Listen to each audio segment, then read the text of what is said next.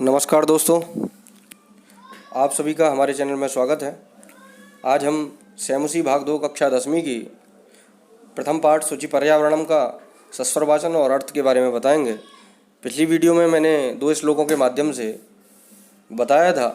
अब आगे की वीडियो में हम आगामी श्लोकों में की चर्चा करेंगे। तो श्लोक की शुरुआत करते हैं। वायुमंडलम भ्रशं दूषितं नहि निर्मलं जलम कुत्सित वस्तु मिश्रितं भक्ष्यं समलं धरातलम करणीयं वैरंतर जगति तु बहुशुद्धीकरणं शुचि पर्यावरणं वायुमंडलं भ्रशं दूषितं नहि निर्मलं जलम कुत्सित वस्तु मिश्रितं भक्ष्यं समलं धरातलं करणीयं वैरंतर जगति तु बहुशुद्धीकरणं शुचि पर्यावरणम्। अब इसके अर्थ की चर्चा करते हैं। तो श्लोक में दिया था कि वायुमंडलम भ्रशं दूषितम, जो वायुमंडल है, वायु एवं ध्वनि प्रदूषण के कारण वायुमंडल कैसा हो गया है, पूरी तरीके से दूषित हो गया है। कहीं पर शुद्ध जल नहीं मिल रहा है, शुद्ध जल नहीं रहा और खाने पीने की सभी वस्तुओं में मिलावट हो रही है, ऐसा श्लोक के माध्यम से बताया है। इस सारे प्रकार सारी पृथ्वी भी प्रदूषित हो चुकी है। इसी कारण महानगरों में रहते हुए प्रदूषण से मुक्ति पाना असंभव हो गया है, क्योंकि वहाँ पर प्रदूषण सबसे ज़्यादा बढ़ गया है। उससे बचने का एकमात्र उपाय महानगर से बाहर प्रकृति की शरण में निवास करना है। अतः महानगर से बाहर रहकर ही प्रदूषण से बचा जा सकता है, ऐसा कवि ने इस श्लोक के माध्यम से बताया है। अब अगले श्लोक की चर्चा करते हैं। कंचित कालम नयमामस्मान्नगरात् बहुदूरम प्रपश्यामि ग्रामान्ते निर्जर नदीपयः पूरम् एकान्ते कान्तारे जडमपि मे स्यात् सञ्चरणं शुचि पर्यावरणं कंचित कालं नयमामस्मान्नगरात् बहुदूरं प्रपश्यामि ग्रामान्ते निर्जर नदीपयः पूरम् एकान्ते कान्तारे जडमपि मे स्यात् सञ्चरणं शुचि पर्यावरणं। ये था श्लोक। अब इसके अर्थ की चर्चा। नगरीय जीवन में त्रस्त कवि की इच्छा है, कवि जो लिखने वाले हैं वो क्या कहते हैं कि वह ग्राम के क्षेत्र में कुछ समय व्यतीत करें, क्योंकि ग्राम में परिवेश प्रदूषण मुक्त होता है, वहाँ सबसे कम प्रदूषण होता है। जल से भरे हुए तालाब, झरने तथा नदियों के कारण वातावरण प्रदूषित नहीं होता। पेड़ पौधों की अधिकता के कारण जंगल में घूमना फिरना लाभप्रद होता है। अतः मनुष्य को प्रदूषण से मुक्ति ग्राम्य परिवेश में ही मिल सकती है, ऐसा कवि ने कहा है इस श्लोक के माध्यम से। तो अब अगला श्लोक, आगामी श्लोक की चर्चा। हरित तरुणां ललित लतानां माला रमणीया कुसुमावलिः समीर चालिता श्यान्मे वरणीया नवमालिका रसालं मिलिता रुचिरं संगमनं शुचि पर्यावरणं हरित तरुणां ललितलतानां माला रमणीया कुसुमावलिः समीर चालिता श्यान्मे वरणीया नवमालिका रसालं मिलिता रुचिरं संगमनं शुचि पर्यावरणं। ये था सस्वरवाचन से श्लोक का। अब इसका अर्थ।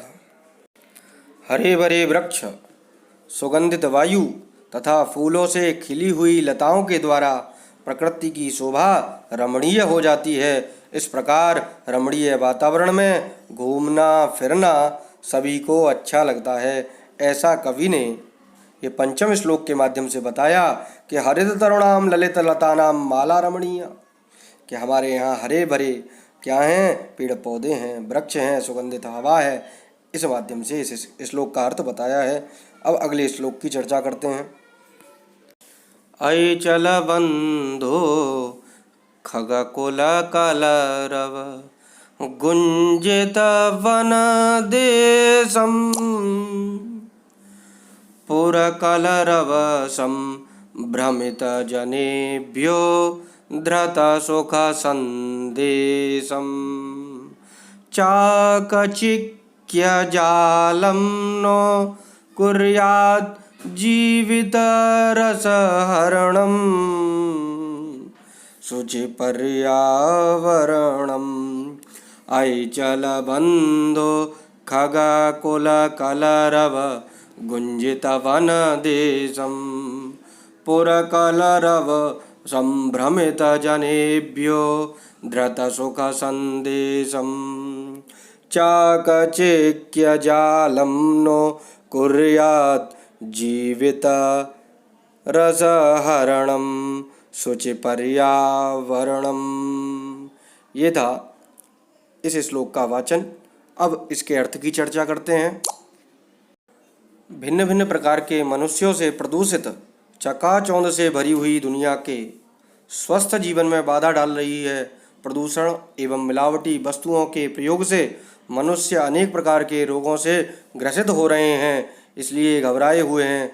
ऐसे मनुष्यों को सुख शांति की प्राप्ति प्राकृतिक वातावरण में हो सकती है, इसलिए कवि उन मनुष्यों को पक्षियों की ध्वनि से शोभायमान वन प्रदेश में चलने का संदेश दे रहा है। ऐसी कामना कर रहा है कि हमारा जो वातावरण दूषित हो गया है वह कैसा हो जाए, वह स्वच्छ हो जाए, निर्मल हो जाए, पावन हो जाए, ऐसा कवि संदेश दे रहा है। अब अगले अंतिम श्लोक की चर्चा करते हैं। अंतिम श्लोक में कवि ने क्या कहा है। प्रस्तरतले लतातरुगुल्मा नो भवन्तु पिष्टा पाषाणो सभ्यता निसर्गे स्यान्न समाविष्टा मानवाय जीवनं कामये नोज्जीवनमरणम् शुचिपर्यावरणम्। प्रस्तरतले लतातरुगुल्मा नो भवन्तु पिष्टा पाषाणो सभ्यता निसर्गे स्यान्न समाविष्टा मानवाय जीवनं कामये नोज्जीवनमरणम् शुचिपर्यावरणम्। ये था श्लोक का वाचन। अब इस अंतिम श्लोक का अर्थ की चर्चा कर लेते हैं। जिस प्रकार पत्थर के नीचे पिसी हुई झाड़ी लता अथवा वृक्ष का विकास संभव नहीं है, उसी प्रकार महानगरों में पर्यावरण प्रदूषण के कारण मनुष्य का विकास संभव नहीं है। अतः हमें मानव जीवन के विकास के लिए प्रदूषण मुक्त समाज की कामना करनी चाहिए। हमें ये चाहिए कि हमारा जो समाज है, हम जहाँ रहते हैं वहाँ पर प्रदूषण न हो। अगर प्रदूषण नहीं होगा तो हमारे जीवन में बीमारियाँ नहीं आएंगी।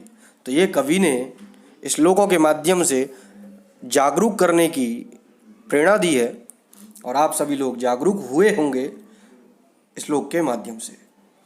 धन्यवाद।